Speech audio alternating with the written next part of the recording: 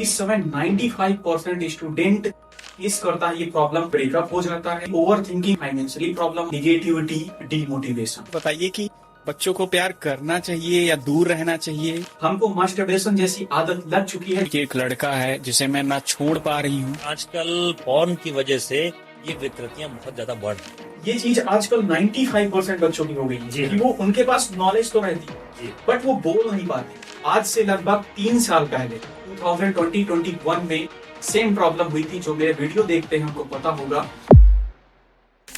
में कमेंट आते रहते हैं कि भैया पढ़ाई करना चाहते हैं बट बीच में हमारी पढ़ाई छूट चुकी थी और अब अगर दोबारा पढ़ने के लिए बैठते हैं तो दिमाग में इतना निगेटिविटी बैठ जाती है कि कैसे पढ़ाई करें और कभी कभी ओवर थिंकिंग की प्रॉब्लम होती है। और सच बता रहा, इस समय 95% स्टूडेंट फेस करता है ये प्रॉब्लम, ओवर थिंकिंग, निगेटिविटी। क्यों? क्योंकि कभी किसी के ब्रेकअप हो जाता है, कभी किसी की लाइफ में फाइनेंशियली प्रॉब्लम आ जाती है और कभी किसी को कोई डिमोटिवेट कर देता है। और अक्सर मेरे में ऐसे कमेंट आते रहते हैं और कभी कभी तो ऐसे कमेंट आ जाते हैं कि भैया हमको गंदी आदत लग गई है, हमको मास्टरबेशन जैसी आदत लग चुकी है जिसकी वजह से ना तो हमारी बॉडी फिट हो पा रही है और ना ही हम मेंटली स्ट्रांग हो पा रहे हैं जिससे हम अपने काम को, अपनी स्टडी को, अपनी टीचिंग को, किसी भी चीज को परफेक्ट बना पाए।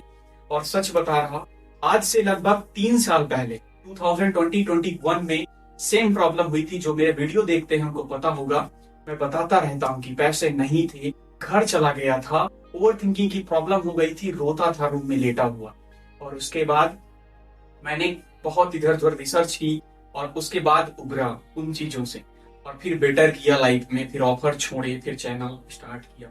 एंड अक्सर आप लोग के भी कमेंट आते रहते हैं कि भैया हमको ये सारी प्रॉब्लम है, हम कैसे फेस करें and how to we can deal with over thinking, negativity and demotivation.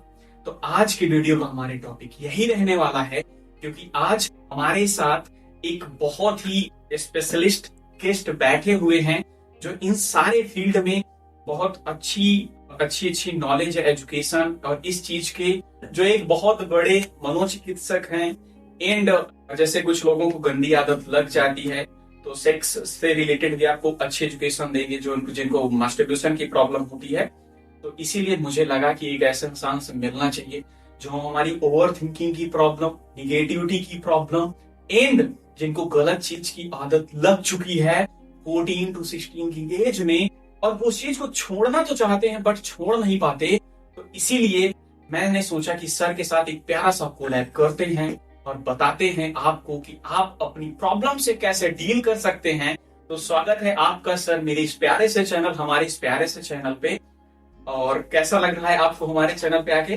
Thank you. और सबसे पहले तो मैं आपका खुद बहुत बड़ा फैन हूँ। आपने जिस तरीके से अपने शरीर का ख्याल रखा है, अपने मन का ख्याल रखा है और आप अपने वीडियोस के थ्रू लोगों को मोटिवेट करते रहते हैं और आपकी उम्र में ये हम लोगों के लिए बहुत बड़ी प्रेरणा है कि मुझे आप मौका दे रहे हैं बात करने का। और मैं इसे आपका बड़प्पन समझता हूँ कि आप लोगों के लिए निस्वार्थ भावना से काम कर रहे हैं, चाहे वो भक्ति की बातें हों, पढ़ाई रिलेटेड लिखी बातें हों। और खुद आप एक सक्सेसफुल, आपने मुझे लगता है एग्जाम क्रैक किया हुआ है, तो ये एक प्रेरणा का स्रोत है। तो आपने मानसिक स्वास्थ्य पर बात करने के लिए मुझे अपने चैनल पे बुलाया, इसके लिए मैं आपका आभारी हूँ। और सर एक रीजन ये भी है कि मेरी दो बहुत फेवरेट लाइनें हैं कि कहते हैं भूख के पले बच्चे हैं, एक दिन आएगा हम सब खाएंगे, और गरीबी से निकल के यहाँ तक आए हैं तो इतिहास लिख के जाएंगे। मैं अक्सर इन चीजों से मोटिवेट रहता हूँ और इसीलिए मुझे लगता है कि मैं और बच्चों को मोटिवेट कर पाऊँ, इसलिए मैं अच्छी चीजें बनाता हूँ, अच्छी चीजें दिखाता हूँ। और शायद एक रीजन यही है आपके साथ एक वीडियो बनाने का कि आप लोगों को अच्छी अच्छी चीजें समझा पाओ जी। तो इसीलिए मैंने आपको अपने चैनल पे बुलाया और सोचा कि आप जैसे लोग आएंगे तो लोगों को अच्छी एजुकेशन मिलेगी। तो सर थोड़ा सा आप पहले अपने बारे में लोगों को बताएं जिससे लोगों को यकीन हो जाए जी हाँ सामने एक बैठा शख्स बहुत काबिल तारीफ है। मेरा नाम डॉक्टर सत्यकांत त्रिवेदी है, जैसा कि आपने बताया, और मैं एक साइकियाट्रिस्ट, डी एडिक्शन स्पेशलिस्ट और सेक्सपर्ट हूँ और फिलहाल 12 सालों से मध्य प्रदेश की राजधानी भोपाल में प्रैक्टिस कर रहा हूँ। प्रैक्टिस के साथ साथ मरीजों को देखने के साथ साथ मेरे कुछ सामाजिक सरोकार हैं जिसमें मैं मानसिक स्वास्थ्य जागरूकता की फील्ड में काम कर रहा हूँ ताकि लोग इसके बारे में अवेयर हो सकें और क्योंकि जैसा आप सबको पता है इस विषय पर लोग बात करने से घबराते हैं, बहुत बड़ा टैबू है बात करने बहुत का। ज्यादा। आपने जैसे गलत आदतों की बात करी, बहुत सारे बच्चे मेरे पास आते हैं, आप यकीन माने कि बहुत सारे बच्चे खुद को नुकसान पहुंचाने के बाद हमारे पास आते हैं। एक गिल्ट रहता है कि मुझसे कुछ गलती हो रही है, और वहां पर वो सही सलाह प्राप्त न कर पाने की वजह से खुद को नुकसान तक पहुंचा देते हैं, और कई बार वो हमारे बीच में नहीं रहते। आपने जैसे बात करी कि नकारात्मक विचारों से भी बहुत सारे बच्चे घिरे हुए रहते हैं। स्टूडेंट पॉपुलेशन इतना इंपॉर्टेंट पॉपुलेशन है किसी देश के लिए कि वो हमारी पूरी प्रोडक्टिविटी और हमारे देश का जो भी आगे का डेवलपमेंट उन्हीं डिसाइड करना है। अगर वो पीढ़ी हमारी मानसिक रूप से परेशान रहेगी, हताश रहेगी, निराश रहेगी, ऐसे कामों में, ऐसी आदतों में अगर वो इंगेज रहेगी, तो उसकी क्वालिटी ऑफ लाइफ तो खराब ही होगी, साथ ही साथ देश का डेवलपमेंट है वो बुरी तरीके से प्रभावित होगा। तो निश्चित तौर पर हमें इस विषय पर ध्यान देना चाहिए, और हमें एक एक करके, जैसा आप मुझसे पूछते जाएंगे, मैं सारे प्रश्नों का जवाब देता जाऊंगा, ताकि आपके जो ऑडियंस है उन्हें मेरे पेशेवर जो जिम्मेदारी है उसका मैं उसे एक्सटेंड करते हुए उन तक अपनी बात पहुंचा सकूं। क्योंकि काफी सारे मैंने कमेंट पिकअप किए हैं उन्हीं में से सर, और मैं एक एक करके पूछूंगा जो मोस्ट ऑफ द स्टूडेंट की इस समय प्रॉब्लम है, और आप उनको थोड़ा सा अच्छे से खुल के बताइएगा। जी हाँ, बिल्कुल। एंड सर थोड़ा सा आप पहले आप अपने में बारे में बताइए कि आपने कभी क्या ऐसी प्रॉब्लम फेस की और फिर कैसे डील किया। शुरुआती दौर में जब मैं स्कूल में था, तो कहीं ना कहीं एक सेमिनार को लेकर के एक फियर रहता था कि यार प्रेजेंट कैसे करूं, लगता था कि मेरा नंबर नहीं आए, कुछ ऐसा हो जाए कि मुझे देना नहीं पड़े। लगभग कॉलेज में भी ऐसा कुछ हुआ, तो मुझे ऐसा लगा कि इस पर काम करना तो जरूरी है, और फिर इस पर मैंने अपने मानसिक स्तर पर काम किया कि कैसे मैं इस एंजाइटी को दूर करके लोगों को डिलीवर कर सकता हूँ, सेमिनार्स वगैरह में पार्टिसिपेट कर सकता हूँ। तो वो मैंने मेहनत करी, और आज ऐसी स्थिति है कि मैं हजारों लाखों लोगों के बीच में उनसे बात कर पाता हूँ, उनसे रूबरू हो पाता हूँ, उनके सवालों के जवाब दे पाता हूँ और हेल्प कर पाता हूँ। और मुझे लगता है कि हर व्यक्ति कभी ना कभी कुछ ना कुछ एंजाइटी से, मानसिक परेशानियों से ऐसे में जूझ सकता है। जरूरी नहीं है कि हर मानसिक परेशानी या आपकी भावनाएं मानसिक रोग का ही हिस्सा हो, ये जरूरी नहीं है, लेकिन हर व्यक्ति कभी ना कभी परेशान हो सकता है। अगर वहां पर उचित मार्गदर्शन, सही गाइडेंस मिले, तो हम दिशा को सही कर सकते हैं। जैसे सर आपने पहला क्वेश्चन ही यही बताया कि हम जब आप पढ़ रहे थे तो उस समय आप अच्छे से लोगों के सामने नहीं बोल पाते थे, और ये चीज आजकल 95% बच्चों की हो गई है कि वो उनके पास नॉलेज तो रहती है बट वो बोल नहीं पाते, बोलना भी चाहते हैं, और शायद यही एक टाइम पे उनके दिमाग में फोबिया बन जाता है, और उसके बाद आगे चल के वो एक उनको सर्कल में या रूम में बंद कर देता है, जो आगे चल के डिप्रेशन, एंजाइटी जैसी चीजों का कारण बन जाता है। तो सर आप पहला क्वेश्चन यहीं से स्टार्ट करते हैं कि कोई भी बच्चा 10th में है, 8th में, क्योंकि बच्चे की स्टार्टिंग लाइफ से हम शुरू करते हैं। बहुत अच्छी बात, क्योंकि स्टार्टिंग से शुरू करेंगे फिर आगे तक चलेंगे। तो कोई बच्चा 8th में है, 10th में है या 12th में, अगर वो बोलना नहीं जानता लोगों के सामने, तो वो कितना जरूरी है उसका लोगों के सामने बोलना, आप थोड़ा सा इसके बारे में बताइए। और फिर ये भी बताइए कि अगर वो लोगों के सामने में हेजिटेशन आ रही है, उसको नर्वसनेस आ रही है, तो कैसे डील करे, कितना इंपॉर्टेंट है लोगों के सामने बोलना, क्या पर्सनालिटी में इफेक्ट पड़ता है, ये थोड़ा सा बताइए, फिर बताइए। देखिए 15 से 22 साल का जो समय है वो किसी भी व्यक्ति के व्यक्तित्व निर्माण का बड़ा इंपॉर्टेंट विषय होता है, जहां पर हम इंटरेक्ट करके दूसरे किसी भी व्यक्ति से नॉलेज गेन कर सकते हैं, और मेरी बातों के रिस्पॉन्स के आधार पर ही आप जवाब देंगे। तो आपसे जो मुझे लेना है वो भी मेरे ही इंटरेक्शन पर डिपेंड करेगा। सपोज अगर मेरे अंदर कम्युनिकेशन स्किल्स नहीं है, मैं आपसे बात नहीं कर पा रहा हूँ, तो मेरे आपसे सीखने वाली जो एक संभावना थी वो कम हो गई। आपने भी मुझे जज किया कि यार इस व्यक्ति से बात करते समय मुझे ऊर्जा का आदान प्रदान नहीं हुआ, मुझे भी मजा नहीं आया, तो मैं क्या करूंगा, अलूफ होता चला जाऊंगा। सेकेंडरी मेरे अंदर एक इनसिक्योरिटी की भावना डेवलप होती जाएगी कि मैं कमतर हूँ, मुझे लोग कम आते हैं, यार वो मुझसे बात नहीं करते, वो मुझसे ग्रुप में शामिल नहीं होते, वो शायद अपने नोट्स मुझे शेयर नहीं करें, मुझे अपने ग्रुप में खिलाने के लिए नहीं बुलाते, मुझे कॉल नहीं करते, और मैं कटा सा महसूस करूँ। ऐसे में एक विकृत मनोदशा का निर्माण मेरे अंदर होता चला जाएगा, और फिर मैं सोचूंगा कि मैं 12th के बाद यूजी पीजी में बहुत बड़ा स्पीकर बन जाऊं, मैं बहुत सारी चीजें सीख लूं, तो वो असंभव हो जाएगा। तो जरूरी इसलिए है कि हम एक सोशल और हमें सीखने के लिए संवाद सबसे इंपॉर्टेंट कड़ी है। भाई अगर आप अपन सामान्य बात करें तो हम अपनी भाषा और याददाश्त के अलावा कुछ नहीं है। आप अपने से याददाश्त और भाषा को माइनस कीजिए, देखिए हम क्या है, शायद कुछ नहीं। तो इसलिए कम्युनिकेशन बहुत जरूरी है। और आपने बात करी कि इसको दूर करने की, तो सबसे पहली बात ये कि बड़ी नॉर्मल फिनोमेना है, ये सबको हो सकती है। कारण ये क्योंकि बचपन से हमारे यहाँ संवाद शैली पर ध्यान नहीं दिया जाता। कई बार घर में असुरक्षाएं होती हैं, घर का माहौल जो होता है वो बहुत कठिन होता है। हम बहुत सारी आर्थिक समस्याओं से जूझते हैं, सामाजिक समस्याओं से जूझते हैं। कई बार घर में कलह होती है, माता पिता में कोई एक नशा कर रहा होता है, घर का वातावरण बड़ा कलही होता है। तो और कई बार क्या होता है, हमारे पेरेंटिंग में पहले मारपीट को बड़ा प्रेफरेंस दिया जाता था, डोमेस्टिक वायलेंस है, और बच्चों को भी मारने का बहुत ज्यादा पैटर्न था पहले। इसकी वजह से हम काफी सरप्राइज्ड होते चले जाते हैं। तो सबसे बड़ी बात है इस बात को एडमिट कर कि हाँ मुझ में ये समस्या। किसी भी प्रॉब्लम का करेक्ट सोल्यूशन जो है वो तभी मिल सकता है कि जब मैं एक्सेप्ट करूं कि हाँ यार ये मुझे प्रॉब्लम। फिर उसके बाद मैं आसपास के लोगों को देख सकता हूँ, अपने टीचर्स की डिलीवरी देख सकता हूँ, उनके बातचीत करने का तरीका देख सकता हूँ। आजकल सोशल मीडिया कितना पावरफुल हो गया। आप जैसे इतने होनहार युवा हैं जिनसे व्यक्ति प्रेरणा लेता है कि लोग व्यक्ति अपनी खुद संघर्ष गाथा भी बता रहे हैं और किस तरीके से कहाँ कितने लेवल का डेवलपमेंट हो गया है। तो ये हमारे लिए एक सीखने का स्रोत बनता है। जब कोई भी व्यक्ति हमारे सामने आता है तो हम उससे बहुत कुछ सीख सकते हैं। हो सकता है कि उससे हम बात करके देखें कि आपके जैसे आपने बताया सवाल कि भैया हम कैसे संवाद शैली कर सकते हैं, आपको लोग डीएम कर सकते हैं कि आपने कैसे विकसित किया। तो एक सीखने की ललक लानी पड़ती है सबसे पहले। उसके बाद हम उस पर काम शुरू करते हैं। छोटे छोटे से चेंजेस होते हैं। जैसे मैं 8वीं 10वीं क्लास के बच्चों को क्या बोलता हूँ कि बेटा आप लोग क्या करो कि अपने घर की सीढ़ी में 2-3 सीढ़ी चढ़ो ऊपर, उसको स्टेज मानो, उधर मुंह करके हमेशा से बात करो। और जो भी इंटरेक्शन हो वो face to face, side to side नहीं होना। मैं आंख से आंख डालकर अपने पिता से मुझे बात करनी है, पापा मुझे ये चाहिए, एक तरीका ये हो गया, पापा मुझे ये चाहिए, एक तरीका ये हो गया। तो मैं फेस टू फेस बात करूं, कुछ देर हम आईने के सामने बात करें, खड़े होकर के बात करें, अपनी भाषा शैली टोन पर ध्यान दें। और अजनबी लोगों से मिलने में मैं प्रमोट करता हूँ। मैं 10th 12th के बच्चों को क्या बोलता हूँ, आप रोज सब्जी लेने जाइए, आपको रोज 5 से 7 नए लोगों से बात करनी। भले हो सकता है वो कम्युनिकेशन सिर्फ रेट तक सीमित हो कि भाई आलू कितने रुपए किलो है, वहां के कितने पैसे लगेंगे, बट आपको इंटरेक्ट करना है। कई बार ऐसे लोग क्या शेल में जाने लगते हैं एंजाइटी की वजह से। वो उन्होंने भैया को बोला, मम्मी पापा को बोला कि आप बात कर लो, मैं नहीं करूंगा, वो चुपचाप है।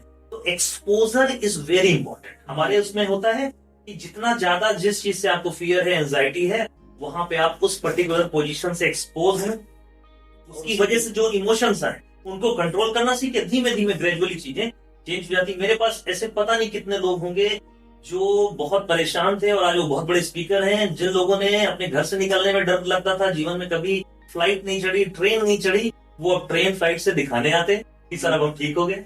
तो ये अगर हम मिलजुल करके काम करें, कई बार बहुत सीवियर केसेस में हमें मेडिकेशंस की भी जरूरत पड़ती है, दवाइयों का कॉम्बिनेशन के साथ में हम काउंसलिंग करते हैं, कंबाइन करते हैं, तो उससे ज्यादा बेहतर रिजल्ट। ओके सर, जैसे ये तो बात हो गई कि अगर कोई भी इंसान बोलने में कमजोर है, सामने किसी के सामने नर्वस हो जाता है, तो ये सारी चीजें कर सकता है। बट एक लोगों के दिमाग में कभी कभी मैं किसी को समझाता हूँ कि आप थोड़ा सा अपने आप को लोगों के सामने फ्रैंक बनो, बोलना सीखो। तो कुछ लोग बोलते हैं कि यार हम नहीं बोलेंगे तो कुछ हमारा लॉस थोड़ी ना हो जाएगा। तो क्या उनका ये मिथ है कि अगर वो ऐसे ही बने रहे तो क्या वो बहुत आगे पहुंच पाएंगे, या फिर वो खुद से खुद को ही बेकार कर लेंगे? ये मिथ ना होकर के साइकोलॉजिकल डिफेंस है। हर इंसान ये भावनात्मक रूप से बड़ा स्टेबल रहना चाहता है। तो जो बात उनकी भावनात्मक स्टेबिलिटी में नुकसान पहुंचाती है, वो उससे डिनायल में चले जाते हैं, उसको अवॉइड करने लगते हैं। हमारी भाषा में अवॉइडेंस बिहेवियर कहते हैं, या सामान्य अंग्रेजी भाषा में कुछ लोग यूज करते हैं कि अपने कोकून में रहना उन्हें पसंद है। तो वो अपने शेल में चले गए और उनके कंफर्ट जोन को कोई डिस्टर्ब नहीं कर रहा। वही कंफर्ट जोन उनके लिए बाद में बहुत बड़ी प्रॉब्लम बनने के बैठक बन के रहेगा। जी हाँ, आप सामान्य भाषा में बिल्कुल ये कह सकते हैं कि जब एक्सपोजर नहीं होगा तो आप समुद्र कभी नहीं देख पाओगे, आपको लगेगा यही सही है। और दूसरा, उस चैनल को ब्रेक करना होगा। वहां से या तो आपके पास 2 ही चॉइस, या तो आप कुएं की मेढक बन के रखो, या समुद्र देखना है तो यार कुएं से छलांग तो मारनी पड़ेगी, पेन होगा, पैर में दर्द होगा, हो सकता है फ्रैक्चर हो जाए, बट अगर आपको समुद्र देखना है तो छलांग तो यार मारनी पड़ेगी। ओके सर, ये तो एक हो गया कि हम अपने नर्वसनेस को कैसे दूर करिए। अब 10th में 12th में बच्चा है, उसके बाद जैसे ही वो आगे आता है, कभी कभी एग्जाम में उसको निगेटिविटी आने लगती है और सोचता है कि सामने वाला इंसान के पास इतना रिसोर्सेस हो के भी वो आगे नहीं बढ़ पा रहा, तो हम कैसे बढ़ेंगे। अक्सर मेरे में ऐसे कमेंट आ जाते हैं कि भैया उसका नहीं हो रहा तो हमारा कैसे होगा। तो ये निगेटिविटी ही इंसान को एक धक्का दे देती है पहाड़ से। तो इस चीज को कैसे दूर करें, इस निगेटिविटी को कैसे हटाएं। पार्टनर, सबसे अच्छी बात ये आपने ये करी कि यहाँ पर हम 2-3 चीजें डिस्कस कर सकते हैं। एक तो स्टूडेंट्स में कई बार अपनी असुरक्षाओं की वजह से हमें कंपेयर की भावना है। मैंने अपने मन में मान लिया कि जो राहुल है वो मुझसे बहुत अच्छा है, क्योंकि मुझे ऐसा लग रहा है कि राहुल तो इंटरेक्ट कर रहा है। हो सकता है राहुल अंग्रेजी में बात कर रहा हो सकता है राहुल ने 2-4 किताबें ज्यादा उसके पास में हो। तो ऐसा हम एज्यूम कर लेते हैं। ये जो एज्यूमिंग है वो हमारे निगेटिव कंटेंट को या हमारी असुरक्षाओं को और ज्यादा फ्यूल देने लगती है। मैं पहले से सुरक्षित हूँ, फिर मेरे अंदर कंपेयर की भावना आ गई कि यार वो तो कर लेगा, मैं नहीं कर पाऊंगा। तो मुझे ऐसा लगता है इन सब के लिए जो सबसे इंपॉर्टेंट है वो है स्किल डेवलपमेंट। आप देखिए कि बहुत ज्यादा ट्रेंड पर्सन को, बहुत ज्यादा अच्छे से जो पढ़ा लिखा स्टूडेंट रहता है, यूजुअली उसको एंजाइटी क्यों नहीं होती? क्योंकि नॉलेज रहता है। तो सबसे पहला तो है कि आप अपना जो भी कोर्स, किसी भी विषय का आप पढ़ रहे हो, आप बीए कर रहे हो, बीएससी कर रहे हो, बीकॉम बी कर रहे हो, एमबीबीएस कर रहे हो, अपने कोर्स में मास्टरी मुझे हासिल करनी होगी कॉन्फिडेंस की। वो कहां से आएगा? अच्छी बुक से, अच्छे टीचर से, अपने सीनियर से बात करके, अच्छा कंटेंट देख करके वो हम डेवलप करें।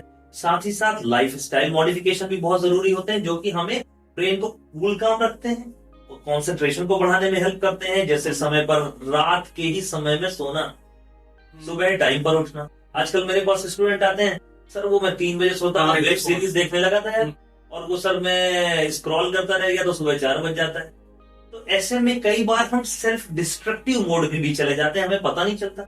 मेरी लाइफ स्टाइल मेरी सबसे बड़ी दुश्मन होती चली जा रही है। तो मुझे लगता है कि बहुत सिंपल है तरीके। अपनी प्रॉब्लम का एक्सेप्टेंस, चाहे वो जो प्रॉब्लम हो, अपने विषय पर कमांड, अपनी भाषा शैली पे कमांड, अपने कम्युनिकेशन को इंप्रूव करना, दूसरों से सीखना, उसके लिए अच्छी किताबें पढ़ना। जैसे ये चीजें आती हैं तो जो एक्सटर्नल फैक्टर है ओवर थिंकिंग के, वो काफी कम होते चले जाते हैं। आप देखेंगे कि जैसे आप ये करते हैं तो 60-70% जो ओवर थिंकिंग का कॉम्पोनेंट है, निगेटिव ऑटोमेटिक थॉट्स का जो कॉम्पोनेंट है, स्ट्रेस जो है वो काफी कम होता है। निगेटिविटी की अगर सर आपसे कोई पूछे कि जस्ट 10 to 25 वर्ड्स में 2-3 पॉइंट बताओ कि निगेटिविटी एकदम रैंडम कैसे दूर करें, तो आप उनको एकदम सडन वर्ड क्या बोलोगे, एकदम जो इम्पैक्ट डाल दें 3-4 वर्ड में, कैसे कुछ पॉइंट बता सकते हो? निगेटिविटी का अगर मैं 10-25 शब्दों में बताऊं तो सबसे पहले खुद की पहचान करके खुद पर काम करने से निगेटिविटी के बहुत बड़े हिस्से पर कंट्रोल पाया जा सकता है। इसके 2 हिस्से। एक हिस्सा होता है कि निगेटिविटी के जो हमारे ऊपर शरीर में निगेटिव इफेक्ट पड़ रहे हैं उनको कम करने के तरीके, प्लस हमारी सोच में परिवर्तन, हमारी पर्सनालिटी में हम क्या क्या कर सकते हैं। तो अगर हम ऐसे सिंपल टिप्स लें तो योगा, प्राणायाम, कसरत, अच्छी डाइट, नशे से दूरी, ये सबसे इंपॉर्टेंट है। और ये ओवर थिंकिंग के, स्ट्रेस के, तनाव के, निगेटिविटी के जो भी इम्पैक्ट है बॉडी पे, उनको बहुत ज्यादा कम कर देते। ओके सर, और आपने जैसे भी बोला कि हम निगेटिविटी को बुक रीडिंग के थ्रू भी वो कर सकते हैं, दूर कर सकते हैं, तो सर आप थोड़ा सा बता सकते हैं कि कौन सी बुक पढ़ सकते हैं? एंड आपकी भी आई थिंक कोई बुक आई है, हाँ जी, तो हाँ आप जी। उसके बारे में भी थोड़ा सा बताइए कि बच्चों को पढ़नी चाहिए और क्या इम्पोर्टेंट चीजें हैं। जी हाँ जी।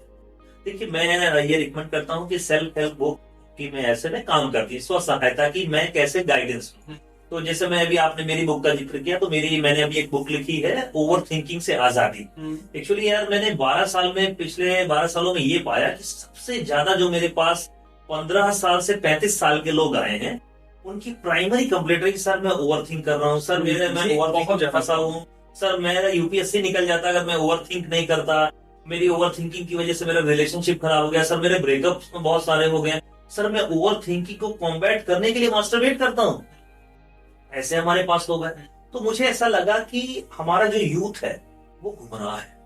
तो मैंने अपनी पेशेवर जिम्मेदारी को बढ़ाते हुए इस किताब को लिखने का सोचा, और इसमें मैंने इतनी सरल भाषा का उपयोग किया, जिस भाषा में हम बात कर रहे हैं उसी भाषा में। आपको लगेगा ही नहीं कि हम कोई मतलब बहुत ही हार्ड हमें लग रहा है, बहुत ही सिंपल लगेगा। और जो सोल्यूशन उसमें मैंने दिए हैं बेहद ही वैज्ञानिक कि मेरे हाथ में क्या क्या है उस ओवर थिंकिंग को कंट्रोल करने के लिए, और सभी मेरे पेशेंट्स के ही उदाहरण बदले हुए नामों से, ताकि कोई काल्पनिक कहानियां नहीं है उसमें। ऐसा भी नहीं है कि मैंने दवाइयों का ही जिक्र किया हो, मैंने उसमें डाइट के बारे में बताया है, एक्सरसाइज के बारे में बताया है, सोच में कैसे परिवर्तन कर सकते हैं, लॉन्ग टर्म में हम अपनी पर्सनालिटी को कितना इंप्रूव कर सकते हैं, उस पर भी पॉइंट है।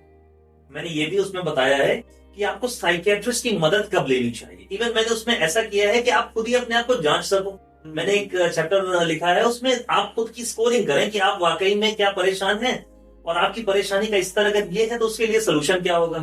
आप केवल डाइट और एक्सरसाइज से रिप्लेस कर सकते हैं, दवाओं की जरूरत है या काउंसलिंग की जरूरत है। तो ओवरऑल ये बताने की मैंने कोशिश की है कि आपको ओवर थिंकिंग में हम कंट्रोल कर सकते हैं वैज्ञानिक तरीके से। तो मुझे ऐसा लगता है कि इस बुक को पढ़ करके लाखों लोग लाभान्वित होंगे। मैं चूंकि मानसिक स्वास्थ्य जागरूकता को अपना पैशन मान के चलता हूँ, मेरा ये उद्देश्य है कि भारत के हर घर में वो किताब हो, ताकि लोग अपने बहुत अच्छे से जीवन जी सकें। अगर कोई 20 साल का लड़का उसे पढ़ रहा है तो उसका पर्सनालिटी डेवलपमेंट जबरदस्त हो, 40 साल की उसकी माता, 50 साल की उसकी मम्मी पढ़ रही हो तो उसकी क्वालिटी ऑफ लाइफ बेहतर हो, उसके पिता को फाइनेंशियल मैनेजमेंट कैसे करना है ये भी मैंने उसमें जिक्र किया है। क्योंकि बहुत सारे कारण कई बार आर्थिक भी होते हैं, तो आर्थिक ओवर थिंकिंग का मैंने अलग से उसमें चैप्टर भी ऐड किया हुआ है। गृहिणी के लिए है, दादा दादी के लिए है, नाना नानी के लिए चैप्टर है उसमें। तो जिस किसी भी तबके को आप बिलोंग करते हैं, मुझे ऐसा लगता है उस बुक में, ऐसा मेरा विनम्र प्रयास है कि वो आप लोगों के काम आ सके।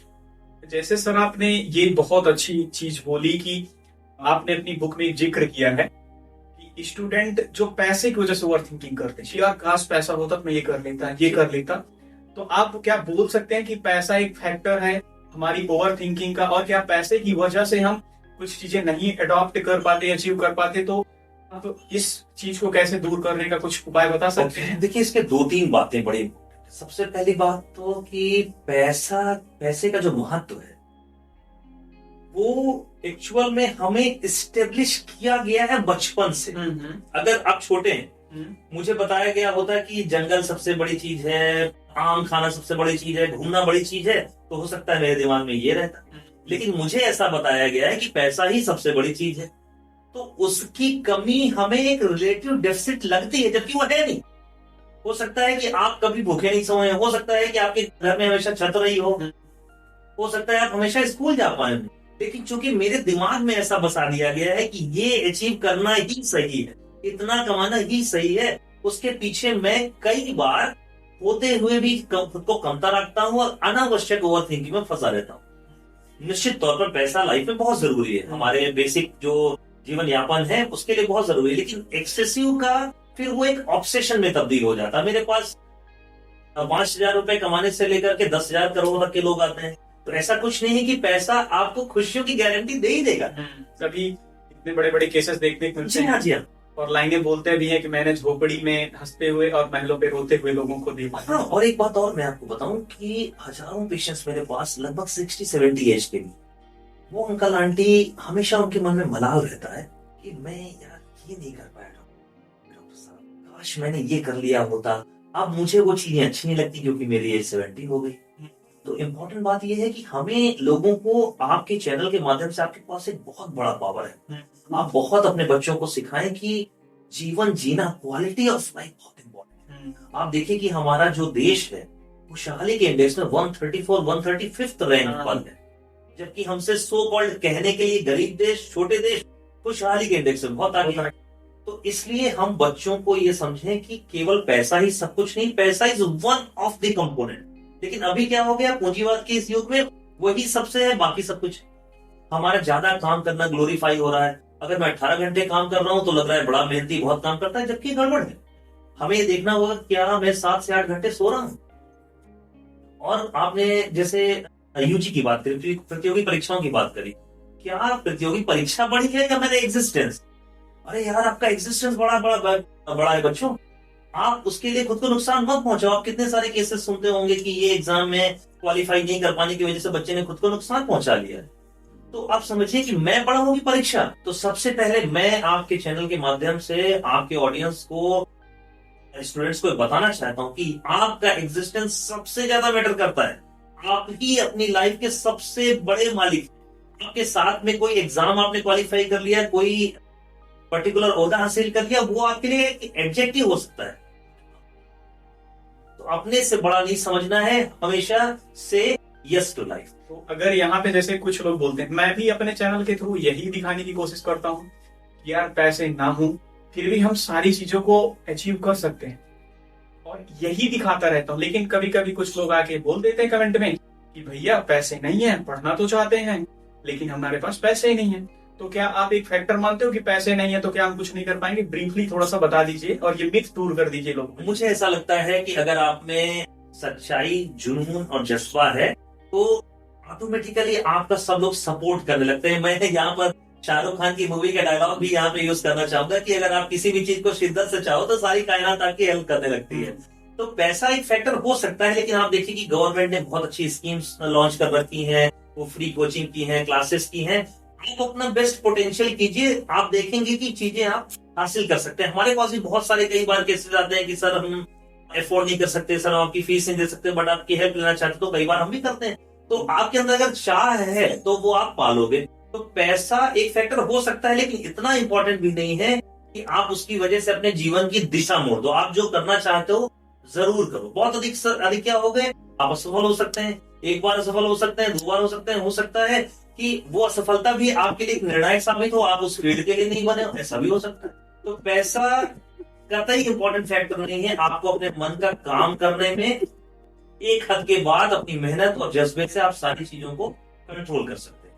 ये मिथ दूर कर लेना कि पैसा ही सब कुछ है। पैसा थोड़ा सा है, लाइफ के बहुत सारे फैक्टर हैं, हम अचीव कर सकते हैं।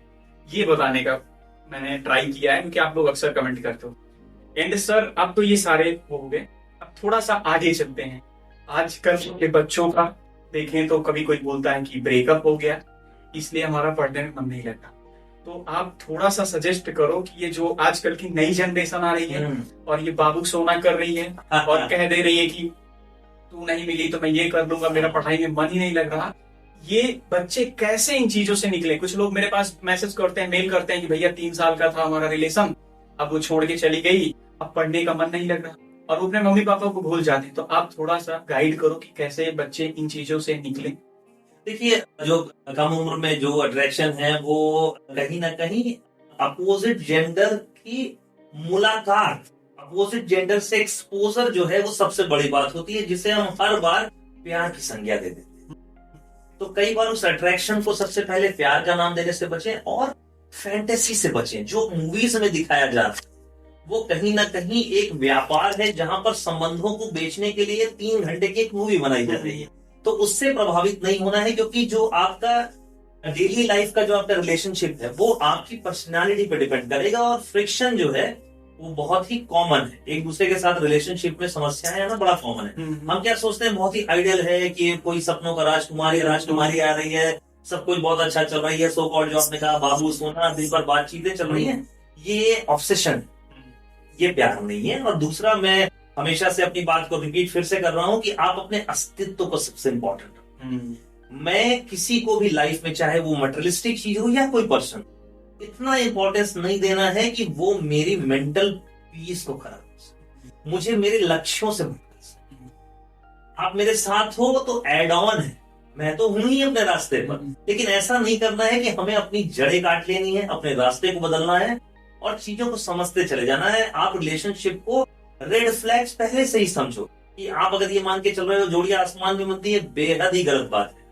जोड़ी घर पे बनती है, जोड़ियां प्यार से चलती, बिल्कुल प्यार से नहीं चलती, जोड़ियां हमेशा सामंजस्य से चलती। यस सर, ये तो इम्पोर्टेंट बात है कि अगर आप रिलेशनशिप में आ गए हो तो उसको प्यार के बजाय सामंजस्य का नाम दो। आपने कंट्रोल करने की कोशिश करी तो फिर चीजें बिखर जाती।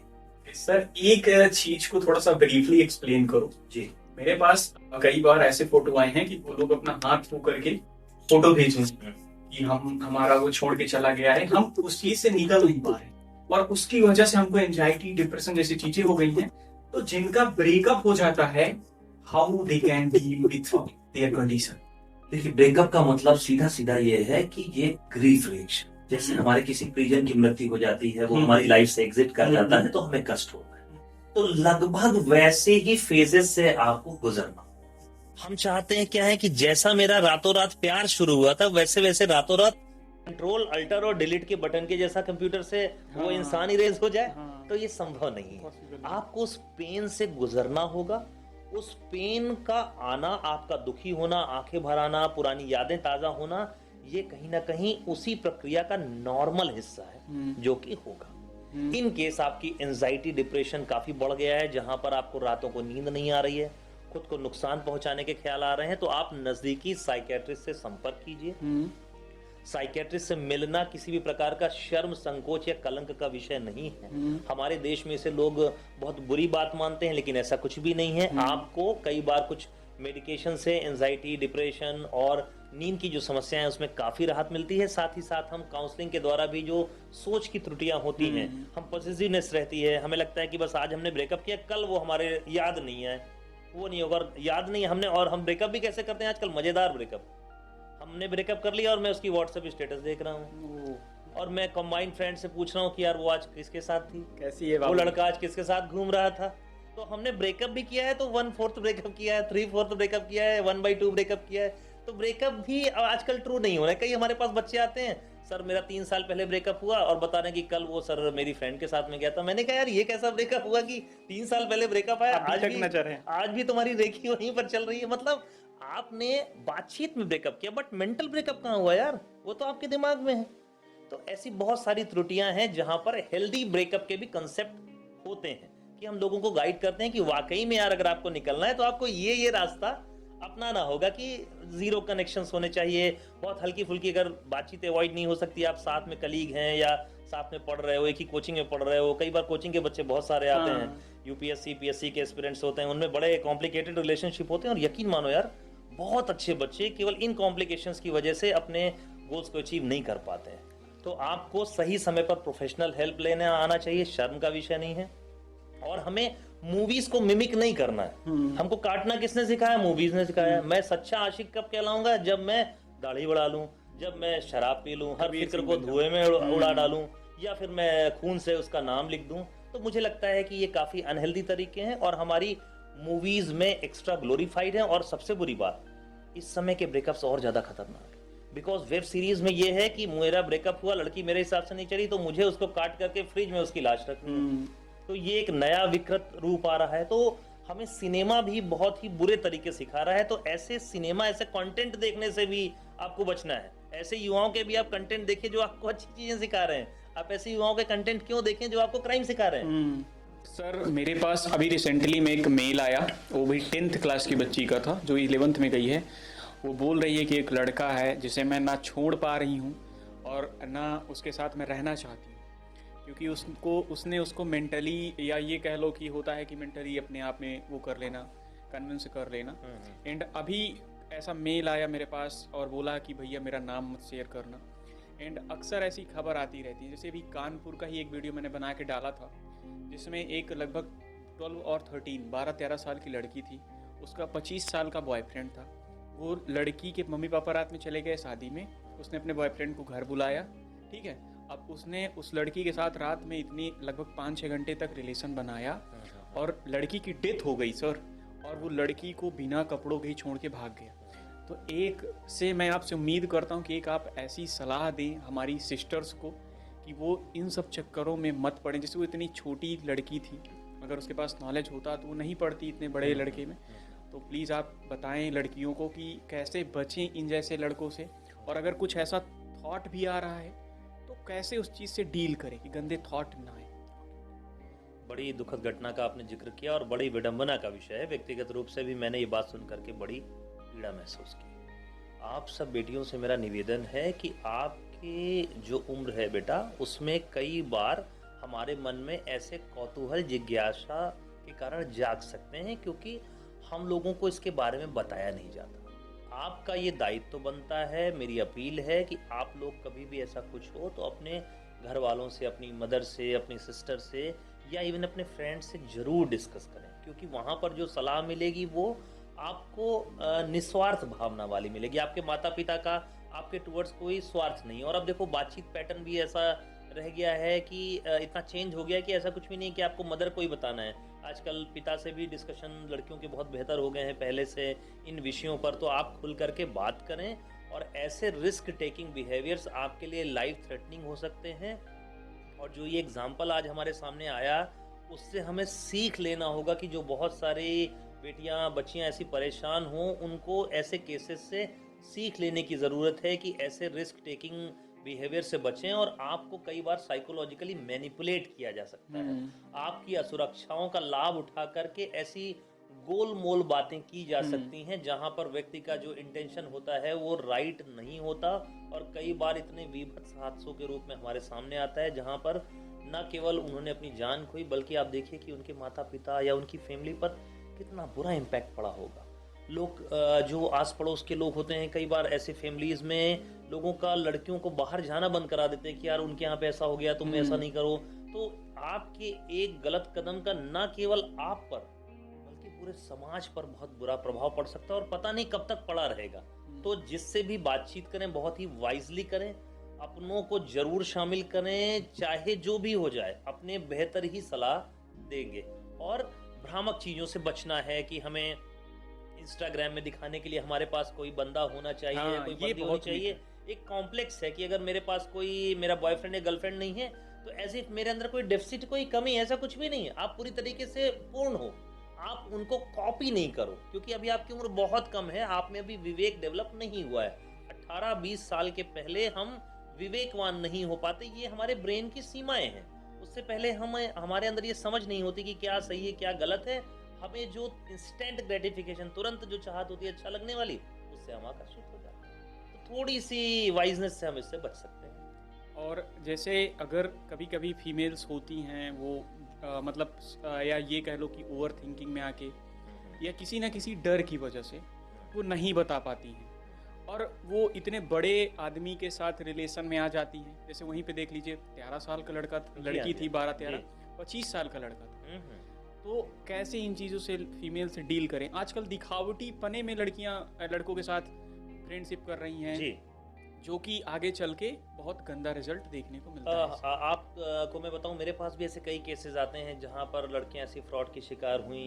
एक लड़की के साथ तो पूरा गैंग इन्वॉल्व हो गया था, फिर उसको ब्लैकमेल करके उन्होंने उसका पॉन बनाया, उससे 3 to 5 जो 1000 रुपीज़ था ऐंठना शुरू कर दिया। समय समय पर अपनी गलत डिमांड्स को पूरी करवाने लगे और वो बहुत परेशान होने लगी, और डिप्रेशन PTSD की वजह से बहुत बुरी स्थिति में हमारे पास पेरेंट्स लेकर के आए। फिर समहाउ चूँकि माइनर के केस होते हैं तो हमें सब चीज़ें इन्वॉल्व करनी होती हैं क्योंकि बच्चे के हित में होती हैं, तो आप बहुत बड़ी प्रॉब्लम में फंस सकते हैं।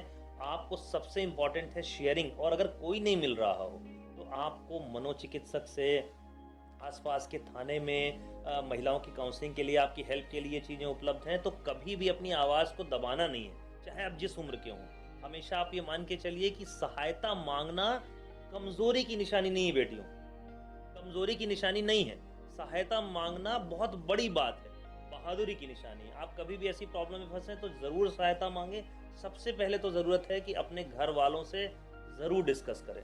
नहीं कर सकते हो तो फीमेल काउंसलर्स उपलब्ध रहती हैं महिला थाने में, वहाँ पर आप ऐसी बातों को व्यक्त कर सकते हैं अगर आप किसी क्राइम में फंसे हो। और दूसरा, दिखावटी रिलेशनशिप, बनावटी रिलेशनशिप, अपने आप को ग्रुप में शामिल कराने के लिए इन सब छोटे छोटे मुझे लगता है डोपामीन रशेस से बचना होगा कि हमें इंस्टेंट जो ग्रेटिफिकेशन देते हैं उनसे बचिए, तभी हम सुरक्षित रह सकते हैं। और सर लड़कों को क्या मैसेज आप देना चाहोगे? जो लड़के बड़े तो हो जाते हैं लेकिन लड़के तो आजकल गंदे हो ही रहे हैं। हम लड़के हैं फिर भी इतना प्राउडली बोल रहे हैं कि गंदे होते हैं, ठीक है, और ये हम लोगों की एक अच्छाई है, ठीक है, कि हम जज कर रहे हैं तब बोल पा रहे हैं। तो लड़कों को आप क्या मैसेज देना चाहोगे जो ऐसी छोटी लड़कियों को गंदी नज़र से देखते हैं या उनके बारे में गंदा थॉट लाते हैं, क्योंकि उनके घर में भी तो माँ बहन होती है। जी हाँ, जी हाँ। सबसे बड़ी बात है यार कि आजकल पॉर्न की वजह से ये विकृतियाँ बहुत ज़्यादा बढ़ रही हैं। पॉर्न के जो प्रकार हैं वो भी बहुत ही बुरी तरीके से, रिश्तों पर आधारित पॉर्न भी उपलब्ध हैं। तो ये महिलाओं के प्रति यौनाचार की स्वीकार्यता को बढ़ा रही हैं, उस क्राइम को बढ़ावा दे रही हैं, एज इफ की एक्सेप्टेंस है कि हाँ ये तो होता है क्योंकि उसका तो पॉर्न देखा था। तो ऐसे आपको अगर डेवलपमेंट करना है, अपने परिवार के लिए कुछ करना है, अपने लिए कुछ करना है, तो पहले ऐसे कंटेंट से दूर रहिए। इंस्टाग्राम पर कितने सारे पॉर्न कंटेंट चलते हैं, यूट्यूब पर फ्रीली अवेलेबल है, गूगल पे फ्रीली अवेलेबल है, इन कंटेंट से बचिए। आपको ये मान के चलना है कि आपको किसी भी इंसान को पीड़ा नहीं पहुंचानी है। आपका जो जन्म हुआ है बेहतर अपनी लाइफ को फुल जीने के लिए हुआ है, अपने परिवार, समाज, देश की प्रगति के लिए हुआ है, ना कि किसी भी इंसान को कष्ट पहुंचाने के लिए। फीमेल मेल से भी इतर मैं बात करता हूं कि हर इंसान को एक इंसान की एग्जिस्टेंस का रिस्पेक्ट करना चाहिए। मैं इस बात पे नहीं करूं कि आप लड़का हो या लड़की, एक इंसान हो, मेरी ही प्रजाति के हो, यार मैं तुम्हें हार्म नहीं कर सकता। और वो भी ऐसी कुंठित विचारधारा के साथ में। अगर आपके मन में ऐसी कुंठा के विचार आ रहे हैं कि आप कमजोर लोगों को अपना निशाना बना रहे हो, आप बच्चियों को टारगेट कर रहे हो कि ये बच्ची किसी से कहेगी नहीं, जल्दी से हमारे इन्फ्लुएंस में आ सकती है, तो आपकी ये मनः विकृति है, आप विकृत हो रहे हो। आपको अपने लिए ही सही, आपको मनोचिकित्सक से, समाज सुधारक से, सलाहकारों से मदद लेनी चाहिए ताकि आपके मन की जो समस्याएं हैं वो दूर हो सके। सर एक बहुत क्वेश्चन आ रहा है माइंड में बहुत जोर का जी, कि क्या आपके पास कभी कोई ऐसा लड़का आया हो 14, 15, 16 साल का, ऐसी कोई गलत थॉट लेके? ओह माय गॉड, आपने क्या प्रश्न पूछा, क्या प्रश्न पूछा, ये मैं अपने हर पॉडकास्ट में बताता हूँ। मेरे पास कुछ दिनों पहले एक 15 साल का एक लड़का आया। उसने बोला कि सर मुझे सेक्स पावर की दवा दे दीजिए। 15 साल का लड़का? 15 साल का बच्चा, वो 10th में था, भोपाल के एक नामी स्कूल का छात्र। अब आप समझिए, तो मैंने उससे पूछा कि आपको ये क्यों चाहिए। जैसे हम साइकियाट्रिस्ट, मैं एक साइकियाट्रिस्ट, डी एडिक्शन स्पेशलिस्ट और सेक्सपर्ट हूँ, तो ये मेरा ही डोमेन है। तो लेकिन हम पूछते हैं कि एग्जैक्टली प्रॉब्लम क्या हो रही है आपको। बस उसने क्या आंसर बताया जो आज भी मेरे लिए चौंकाने वाला। उसने मुझसे कहा कि सर मुझे गर्लफ्रेंड को इम्प्रेस करना है। तो जब मैंने ये बात सुनी तो मैं अवाक रह गया। तो जब इसकी रूट पे गए तो अगेन उसके दिमाग में पॉर्न को का एक छवि थी कि हमें सेक्स इतनी ड्यूरेशन तक अगर हो तभी वो नॉर्मल सेक्स कहलाता है। लड़की को खुश करने के लिए, संतुष्ट करने के लिए आधे घंटे 1 घंटे सेक्स करना चाहिए, उसके दिमाग में बैठ गया। अब उसने कहीं से पढ़ा कि हमें इसके लिए दवा ले सकते हैं। तो आप देखिए कि किस तरीके से विकृति जा रही है बच्चों के मन में। और 10th क्लास का युवा आज इस डिमांड के लिए आ रहा है। 20 साल पहले वो आता था कि मेरे कितने परसेंट आए, कैसे बढ़ना है, मैं अपनी पढ़ाई पे फोकस कैसे करूं। अब वो उसको लग रहा है कि मैं ऐसे कैसे इंप्रेस करूं, वो भी कितने विकृत फॉर्म में। तो दुख की बात यह है, विडंबना का विषय ये है, विचारणीय विषय ये है, यार ये एक लड़का तो मेरे पास आ गया, ना जाने कितने ऐसे होंगे जो मेडिकल स्टोर से ले लेते होंगे सीधा, जहां पर छोटे लाभ के लिए उसको दवाएं मिल जाती होंगी। तो एक विकृत समाज का हम लोग निर्माण कर रहे हैं। तो युवाओं की ये जिम्मेदारी बनती है, आप जैसे होनहार युवाओं की जिम्मेदारी, हम जैसे मनोचिकित्सकों हुई, कि हम एक जागरूकता चलाएं कि ये सब चीजें अस्वस्थ हैं। आपको स्वस्थ शरीर के लिए, स्वस्थ मन के लिए अपनी सारी इंद्रियों को व्यवस्थित करने की जरूरत होती है। हर बात का, हर काम का एक उचित समय होना चाहिए और हमें ये पता होना चाहिए कि कब हमें क्या नहीं करना है।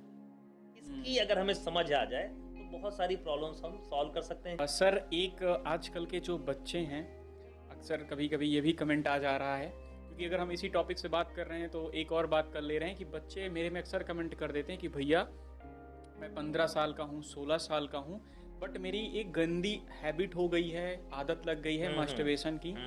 तो आजकल इसकी वजह से यूथ एकदम ज़्यादा गलत ही डायरेक्शन जा रहा है। और यही रीजन शायद हो रहा है कि जो हमारे डेली के गंदे केसेस बढ़ रहे हैं कि 8-8, 6-6 साल की लड़कियों के साथ गलत हो रहा है। तो ये जो मास्टरबेशन है, इससे कैसे बच्चा छुटकारा पाए और कैसे ये थॉट को निकाले, कुछ आप बता सकते हैं और इसके क्या डिमेरिट्स होती हैं? देखिए, सबसे बड़ी बात यह है कि हमारे दिमाग में सेक्स के थॉट आना ये कहीं से कहीं तक गलत नहीं है, क्योंकि ये फिजियोलॉजिकल है। लेकिन जब ये थॉट मेरे कंट्रोल में है तो ये नॉर्मल है। जब थॉट के कंट्रोल में मैं हूं, इतना ज्यादा थॉट्स आ रहे हैं कि उससे मेरी लाइफ प्रभावित हो रही है, मैं स्कूल नहीं जा पा रहा हूं, मैं पढ़ाई में परफॉर्म नहीं कर पा रहा हूं, तो यहाँ पर ये प्रॉब्लम का हिस्सा हो सकता है। कई बार पॉर्न का इसमें बहुत ज्यादा रोल होता है, क्योंकि उसमें जो स्टिमुलस मिलता है बहुत ही हाई स्टिमुलस मिलता है, जिसकी वजह से ये थॉट्स की फ्रीक्वेंसी और ज्यादा बढ़ जाती है, बहुत तेज बढ़ जाती है। साथ ही साथ कई बार हमें यौन शिक्षा का अभाव है। तो क्या होता है, बच्चे के पास ना माता पिता डिस्कस करने वाले हैं, ना किताबों में लिखा है। किताबों में आएगा तो जैसे मेरे टीचर ने पढ़ा दिया था कि ये चैप्टर घर से पढ़ के आएगा। तो मुझे सेक्स के बारे में, सेक्स व्यवहार के बारे में मैं अपोजिट जेंडर से कैसे बिहेव करूं, इसके बारे में मुझे कभी बताया ही नहीं गया। तो मेरे पास एक ही टीचर बचता है, मेरे वो दोस्त जो कि खुद भी पॉर्न से ही सीख के मुझे बता रहे हैं, और दूसरा सीधा टीचर मेरा कौन है, वो भी पॉर्न। तो मैं डायरेक्टली इनडायरेक्टली पॉर्न से ही एक्सपोज हो रहा हूँ। तो जहां पर इस चीज के लिए प्रमोट किया जा रहा है, और जो मैं उनकी इंडस्ट्री का सबसे बड़ा कस्टमर हूं, क्योंकि मैं युवा हूं, मेरे पास फ्री इंटरनेट है, तो सबसे ज्यादा मैं वेबसाइट पे हिट करूंगा, उनको आर्थिक काफी लाभ होगा।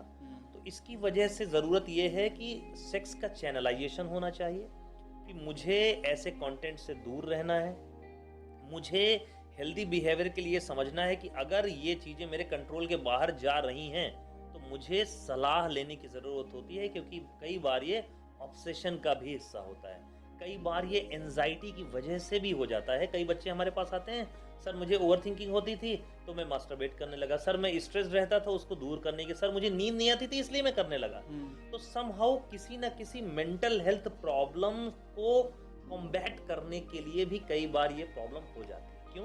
क्योंकि फूड, सेक्स और अचीवमेंट, ध्यान दीजिए, फूड, सेक्स और अचीवमेंट, इन तीनों से हमारे दिमाग में एक केमिकल रिलीज होता है जिसे डोपामीन कहते हैं, उससे हमें अच्छा फील होता है। तो मैं स्ट्रेस्ड हूं तो मास्टरबेशन मुझे एक तरीका लगता है कि यहाँ से मेरा डोपामीन रिलीज होगा, मुझे तात्कालिक रूप से अच्छा लगेगा, मैं उसको करूंगा, फिर मेरे अंदर सूनापन, फिर मेरे अंदर एंजाइटी, क्योंकि वो ठीक नहीं हुई तो फिर मैं ये करूंगा।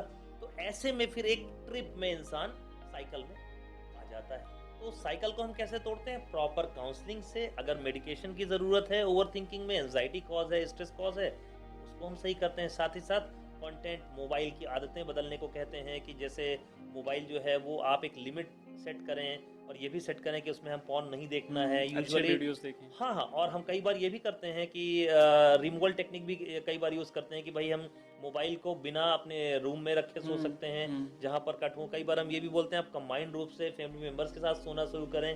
कई बार हम ये भी बोलते हैं कि जो आप सोशल मीडिया का यूज है वो पब्लिक प्लेस में करें, घर के ड्राइंग रूम में करें। तो स्टिमुलस क्यूज भी साथ में, दवा काउंसलिंग प्लस स्टिमुलस क्यूज, इन सब के इस्तेमाल से, और साथ में ऑल्टरनेटिव सिखाते हैं कि हम जो नेचुरल सिस्टम है अच्छा लगने के, फूड, अचीवमेंट और नॉर्मल जो सेक्स हैं, उन पर आने पर, rather than going to masturbation, ये सब हम करते हैं। तो एक प्रॉपर प्लान बनाना पड़ता है, पर्सन टू पर्सन वो वेरी कर सकता है, और इससे हम लोग निजात पा सकते हैं। जैसे कोई लड़का है मास्टरबेशन करता है तो उसको लॉन्ग टर्म में उसको स्टडी से रिलेटेड या उसके फ्यूचर से रिलेटेड कैसी प्रॉब्लम फेस करनी पड़ती हैं, थोड़ा ब्रीफली बता दीजिए। देखिए, मास्टरबेशन को लेकर के बहुत सारे मिथ्स हैं। मास्टरबेशन से एज सच सीधा अगर हम बोलें कि उससे याददाश्त कम हो जाती है, ऐसा नहीं होता। बेसिक बात क्या होती है कि हमें प्रॉब्लम मेंटल हेल्थ की वजह से होती है। सेकेंडली, मास्टरबेटरी गिल्ट हो जाता है। क्यों गिल्ट होता है? क्योंकि हमारे समाज में ये सिखाया गया बच्चों को कि जो सीमेन है, जो वीर है, वो बहुत बड़ा खजाना है, वो बहुत बड़ा पावर का स्रोत है। 100 बूंदे खून की मिलने से एक बूंद वीर्य का बनता है। तो बच्चों को लगता है ये हमारा पावरफुल मटेरियल चला गया, अंदर से सिग्नल आ रहा है कि मुझे अच्छा नहीं लग रहा मास्टरबेशन करना। मास्टरबेशन किया, उसमें हम कंट्रोल नहीं किया, और मास्टरबेशन के बाद सीमेन बाहर गया तो लगता है ओह मेरी तो एनर्जी चली गई, मैं तो बर्बाद हो गया, मेरे गाल पिचक गए हैं, मुझे याद नहीं रहता। ऐसी प्रॉब्लम के साथ में बच्चे आते हैं। तो ये सेकेंडरी मास्टरबेटरी गिल्ट की वजह से होता है। तो हमें ये समझना है कि मुझे इसके वैज्ञानिक आधार को जानने के लिए अच्छे टेक्स्ट पढ़ने हैं। अगर हमें अच्छा टेक्स्ट नहीं मिल रहा है तो हम गए मनोचिकित्सक के पास, हमने उससे समझ लिया, तो हम सेकेंडरी मास्टरबेटरी गिल्ट से भी दूर हो सकते हैं। और जितना ज़्यादा हम शारीरिक व्यायाम, सेक्सुअल एनर्जी को चैनलाइज करना और अच्छे कंटेंट पढ़ना, अपने जो दूसरे आउटडोर एक्टिविटीज़ हैं, कोई गेम्स खेलना, उन पे फोकस करते हैं, तो ये सारी चीज़ें संयमित हो जाती हैं। Okay sir. और तो एज सच मास्टरबेशन करना रोग नहीं है, लेकिन उसके जो इम्पैक्ट हैं वो किस वजह से कर रहे हैं, क्या वो हमारे ऊपर कंट्रोल है कि नहीं है, क्या उसमें पॉर्न का रोल है, वो हमारी लाइफ को कितना प्रभावित कर रहा है, ये सब चीजें डिटरमाइन करती हैं कि एग्जैक्टली मास्टरबेशन का क्या इफेक्ट पड़ रहा है। तो कभी कभी इन चीज़ों की वजह से भी होता है। ओके, ये तो था एक टॉपिक गर्ल्स बॉयज से। अब फिर से हम आते हैं कि कभी कभी कुछ बच्चे ऐसे होते हैं जिनका बीच में सपोज दैट ब्रेकअप हुआ या घर में कुछ ऐसा हुआ तो वो डिप्रेशन में चले जाते हैं, और डिप्रेशन में चले गए तो पढ़ने में मन ही नहीं लगता, और जब पढ़ने में मन नहीं लगता तो उसकी वजह से निगेटिव थॉट आते हैं। और वो डिप्रेशन फिर आगे चल के बहुत बड़ा रूप लेता है, जिसकी वजह से बच्चा कोई गलत कदम उठा लेता है। तो उस फॉर्म को या उस फेज को कैसे बच्चा डील करे, आप थोड़ा सा जी बताएं। देखिए, सबसे पहले अगर आप कभी भी ऐसा महसूस हो रहा है कि आपका मन दुखी है, आपको लग रहा है कि आप बहुत परेशान से हैं, तो सबसे पहले तो ये समझना है कि मुझे हेल्प की ज़रूरत है।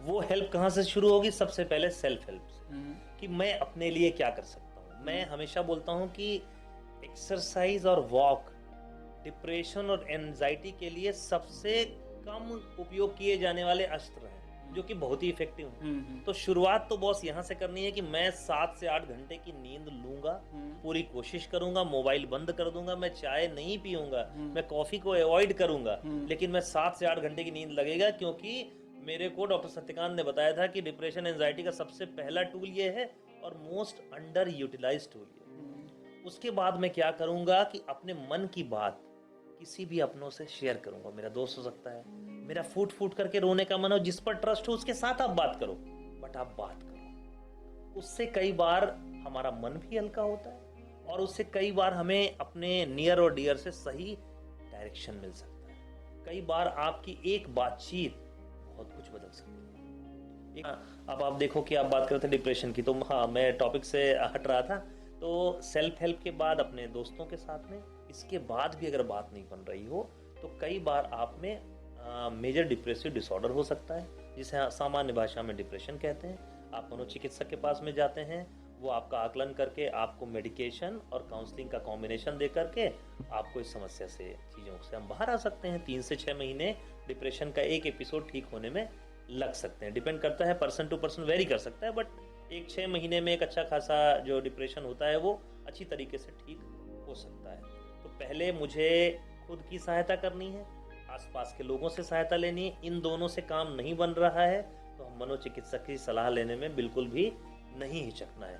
और सर, आपकी बुक भी आई है तो, और मुझे लग रहा है कि वो ऐसी पहली बुक है इस फील्ड की, तो अगर आप कुछ की पॉइंट्स बताना चाहें जो लोगों को समझने में हेल्पफुल हो, तो उसके कुछ की पॉइंट बता दीजिए जिससे लोग और इंटरेस्ट जी और हाँ, अच्छी चीज़ सीखें।